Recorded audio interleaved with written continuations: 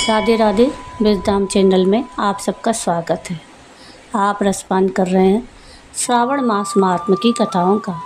अब तक आप 14वें अध्याय तक की कथा का रसपान कर चुके हैं। आज के इस वीडियो में हम श्रावण मास महात्म्य के 15वें अध्याय की कथा का रसपान करेंगे, जिसके अंतर्गत हम सुपोदन षष्ठी व्रत और अर्क विवाह विधि का वर्णन सुनेंगे।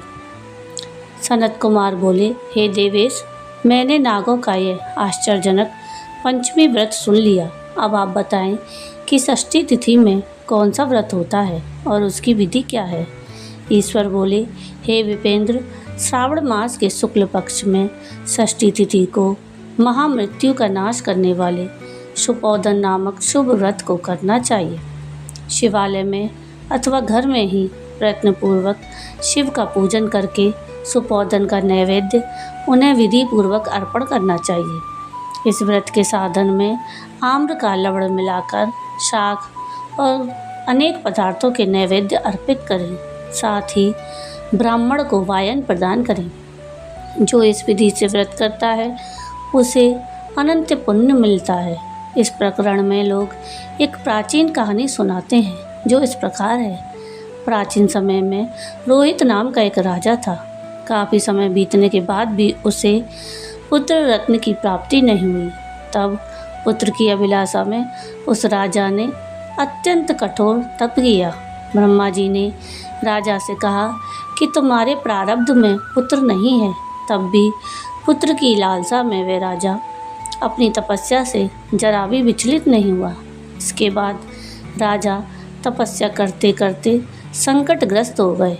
तब ब्रह्मा जी पुनः प्रकट हुए और कहने लगे कि मैंने आपको पुत्र का वर तो दिया है, लेकिन आपका यह पुत्र अल्पायु होगा। तब राजा और उनकी पत्नी ने विचार किया कि इससे रानी का बांझपन तो दूर हो जाएगा, संतानहीनता की निंदा नहीं होगी। कुछ समय बीत जाने के पश्चात ब्रह्मा जी के वरदान से उन्हें पुत्र प्राप्ति हुई। राजा ने विधि पूर्वक उसके जात कर्म आदि सभी संस्कार किए। दक्षिणा नाम वाली उस रानी और राजा ने अपने पुत्र का नाम शिवदत्त रखा। उचित समय आने पर भयभीत चित्त वाले राजा ने पुत्र का यज्ञोपवीत संस्कार किया, किंतु राजा ने उसकी मृत्यु के भय से उसका विवाह नहीं किया। तदंतर 16वें साल में उनका पुत्र शिवदत्त मृत्यु को प्राप्त हो गया। तब ब्रह्मचारी की मृत्यु का स्मरण करते हुए राजा को बहुत चिंता होने लगी कि जिन लोगों के कुल में कोई ब्रह्मचारी मर जाए तब उनका कुल खत्म हो जाता है और ब्रह्मचारी भी दुर्गति में पड़ जाता है।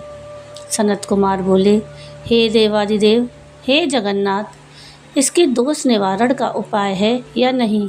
यदि उपाय है तो अभी बताएं, जिससे दोष की शांति हो सके। ईश्वर बोले, यदि कोई स्नातक अथवा ब्रह्मचारी मर जाए तो अर्क विधि से उसका विवाह कर देना चाहिए। इसके बाद उन दोनों ब्रह्मचारी और आक को परस्पर संयुक्त कर देना चाहिए। अब अर्क विवाह की विधि कहते हैं। मृतक का गोत्र, नाम आदि लेकर देश काल का उच्चारण करके कर्ता कहे कि मैं मृत ब्रह्मचारी के दोष निवारण हेतु वैसर्गिक व्रत करता हूँ। सर्वप्रथम स्वर्ण से अभ्युदय करके अग्नि स्थापन कर आधार होम करके चारों व्याहंतियों ओम भूम, ओम भुवः, ओम स्वहा, ओम महा से हवन करना चाहिए। इसके बाद व्रत अनुष्ठान के उत्तम फल के निमित्त व्रतपति अग्नि के संपादनार्थ विश्व देवों के लिए घृत की आहुति डालें। उसके बाद स्विष्टकृत होम करके अवशिष्ट होम संपन्न करें। उन्हें देश काल का उच्चारण करके इस प्रकार बोले, मैं अर्क विवाह करूँगा। उसके बाद सुवर्ण से अभ्युदय कृत्य करके अर्क शाखा और मृतक की देह को तेल और हल्दी से लिप्त करके पीले सूत से वेष्टित करें और पीले रंग के 2 वस्त्रों से उन्हें ढक दें।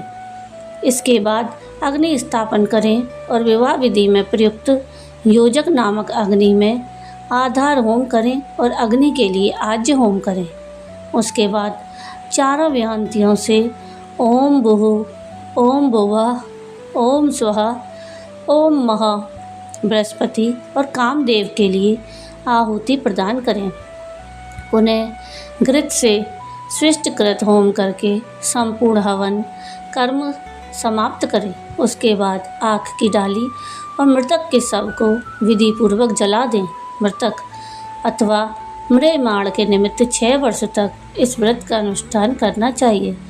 इस अवसर पर 30 ब्रह्मचारियों को नवीन कौपिन वस्त्र प्रदान करना चाहिए और हस्त प्रमाण अथवा कान तक की लंबाई वाले दंड और कृष्ण मृग चर्म भी प्रदान करने चाहिए।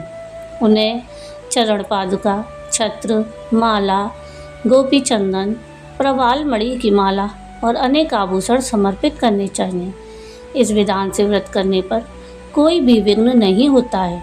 ईश्वर बोले, ब्राह्मणों से यह सुनकर राजा के मन में विचार आया किया कि यह अर्क विवाह तो मुझे गौड़ प्रतीत होता है, मुख्य नहीं, क्योंकि कोई भी व्यक्ति मरे हुए को अपनी कन्या नहीं देता है। मैं राजा हूँ, अतः मैं उस व्यक्ति को अनेक रत्न और धन दूंगा जो कोई भी इसकी वधू के रूप में अपनी कन्या प्रदान करेगा। उस नगर में एक ब्राह्मण था।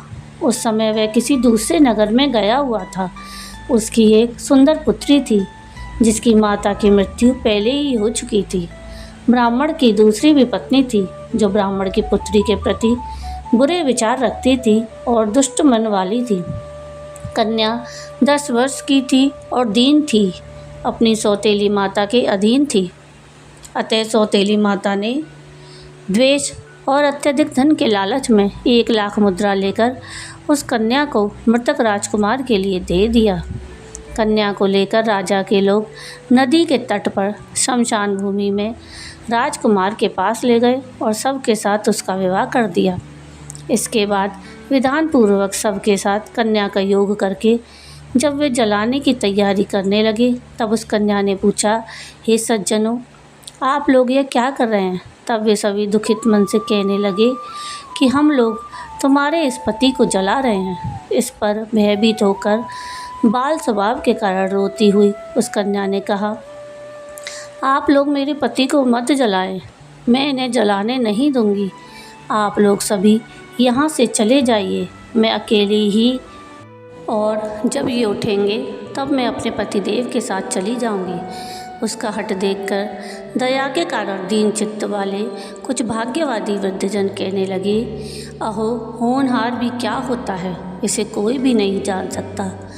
तीनों की रक्षा करने वाले और कृपालु भगवान ना जाने क्या करेंगे। सौत की पुत्री का भाव रखने के कारण सौतेली माता ने इस कन्या को बेचा है, अतः संभव है कि भगवान इसकी रक्षक हो जाएं। अतः हम लोग इस कन्या को और इस शव को नहीं जला सकते, इसलिए सभी को अच्छा लगे तो हम लोगों को यहाँ से चले जाना चाहिए। परस्पर ऐसा निश्चय करके वे सब अपने नगर को चले गए।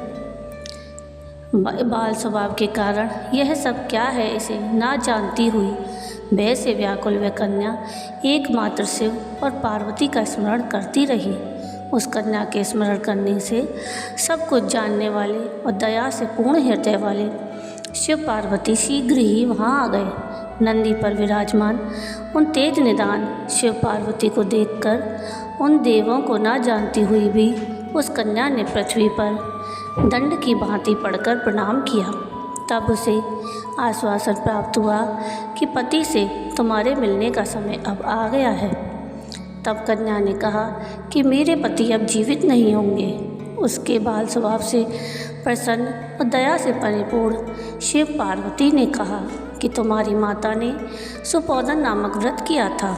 उस व्रत का फल संकल्प करके तुम अपने पति को प्रदान करो। तुम कहो कि मेरी माता के द्वारा जो सुपोदन नामक व्रत किया गया है उसके प्रभाव से मेरे पति जीवित हो जाएं। तब कन्या ने वैसा ही किया और उसके परिणाम स्वरूप शिवदत्त जीवित उठ खड़ा हो गया। उस कन्या को व्रत का उपदेश देकर शिव पार्वती अंतर्ध्यान हो गए और शिवदत्त ने उस कन्या से पूछा, तुम कौन हो और मैं यहाँ कैसे आया? तब उस कन्या ने उसे सारा वृत्तांत सुनाया और रात हो गई। प्रातः होने पर नदी के तट पर लोगों ने राजा को वापस आकर कहा कि हे राजन, आपका पुत्र और पुत्रवधू नदी के तट पर स्थित है। विश्वस्त लोगों से यह बात सुनकर राजा बड़ा खुश हुआ। वह हर्षभेरी बजवाते हुए नदी के तट पर गया। सभी लोग प्रसन्न होकर राजा की प्रशंसा करने लगे। वह बोले, हे राजन, मृत्यु के घर गया हुआ आपका पुत्र पुनः लौट आया है। इस पर राजा पुत्रवधू की प्रशंसा करने लगे और बोले कि लोग मेरी प्रशंसा क्यों कर रहे हैं? प्रशंसा के योग्य तो यह वधू है। मैं तो भाग्यहीन और अधम हूँ। धन्य और सौभाग्यशालिनी तो यह पुत्रवधू है, क्योंकि इसी के पुण्य के प्रभाव से मेरा पुत्र जीवित हुआ है। इस प्रकार अपनी पुत्रवधू की प्रशंसा करके राजा ने दान और सम्मान के साथ श्रेष्ठ ब्राह्मणों का पूजन किया और ग्राम से बाहर ले जाए गए मृत व्यक्ति के पुनः ग्राम में प्रवेश कराने से संबंधित शांति की विधि को ब्राह्मणों के निर्देश पर विधि पूर्वक संपन्न किया। हे वत्स, इस प्रकार मैंने आपसे यह सुपोधन नामक व्रत कहा। इसे 5 वर्ष तक करने के अनंतर उद्यापन करना चाहिए। शिव पार्वती की प्रतिमा का प्रतिदिन पूजन करना चाहिए और प्रातःकाल आम के पल्लवों के साथ चरु का होम करना चाहिए। साथ ही नैवेद्य और वायन अर्पित करना चाहिए। मनुष्य यदि व्रत की बताई गई इस विधि अनुसार आचरण करे तो वह दीर्घजीवी पुत्र प्राप्त करके मृत्यु के बाद शिवलोक को जाता है। इस प्रकार श्री स्कंद पुराण के अंतर्गत ईश्वर सनत कुमार संवाद में श्रावण मास में सुपोधन षष्ठी व्रत कथन नामक 15वां अध्याय पूर्ण हुआ। बोलिए ओम नमः शिवाय। तो ये थी कथा श्रावण मास महात्म्य के 15वें अध्याय की। आपको ये कथा कैसी लगी मुझे कमेंट करके ज़रूर बताइएगा। और अगर आपको ये कथा पसंद आई हो तो प्लीज़ इसको लाइक शेयर ज़रूर कीजिएगा और प्लीज़ मेरे चैनल को सब्सक्राइब कीजिए।